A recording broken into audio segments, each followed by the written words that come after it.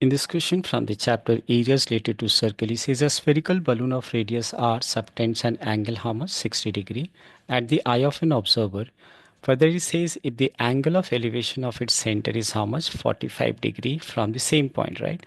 And then what we have to prove here is the height of this center of the balloon is root 3 times its radius. So what we are going to do first thing is to make a balloon over here. So I made a balloon and I'm going to take a point somewhere on the ground, and from there the angle subtended is going to be 60 degree. So one line segment will be this and the other I'm making like this. So this is the angle subtended and this angle is mentioned as how much? 60 degree. This is 60 degree. Further, we are also given that the from the same point, right, from the same point, the angle of elevation of its center. So I'm going to join this center, say O. This is this center over here. This is O.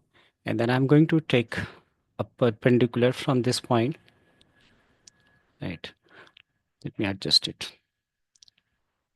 Has to be from the height P, somewhere on the ground, right? And this is the height. This is what the perpendicular distance from the ground. And I'm going to join this with the point of observation, say this one, right?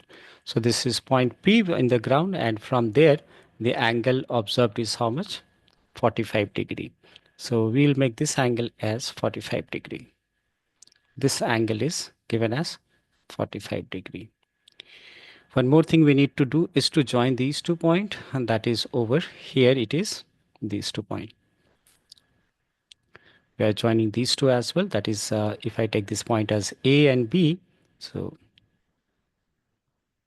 this is A and B.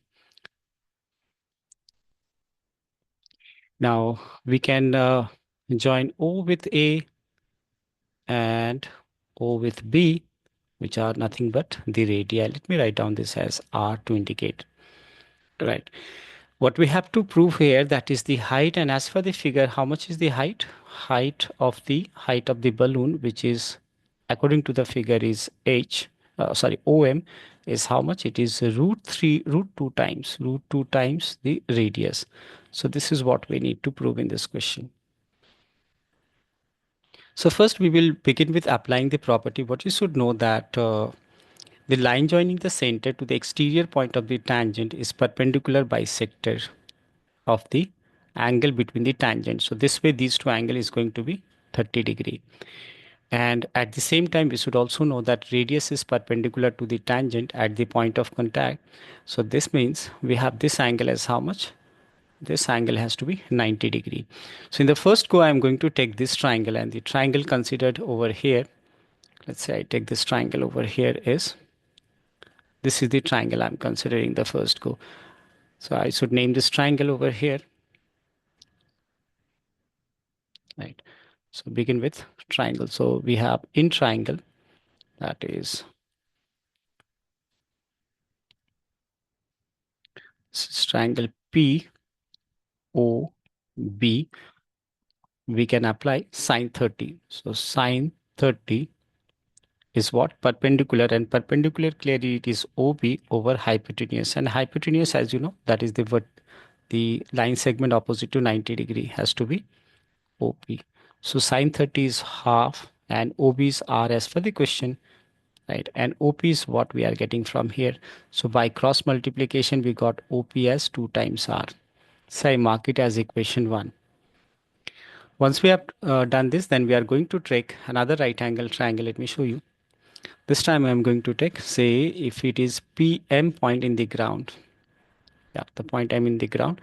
Here I'm going to apply sine 45. Well, I should name the triangle here, that is POM. So sine 45 degree is what? Perpendicular, that is OM, over hypotenuse is OP. And how much is sine 45? It is 1 over root 2. And the length of OM is what we have to get.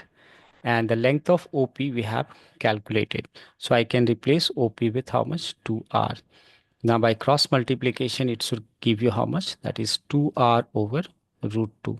So what we know that we can cancel these root 2 times. So this implies the length of OM, which is height over here, is root 2 times the radius. So this is what we needed to prove in this question.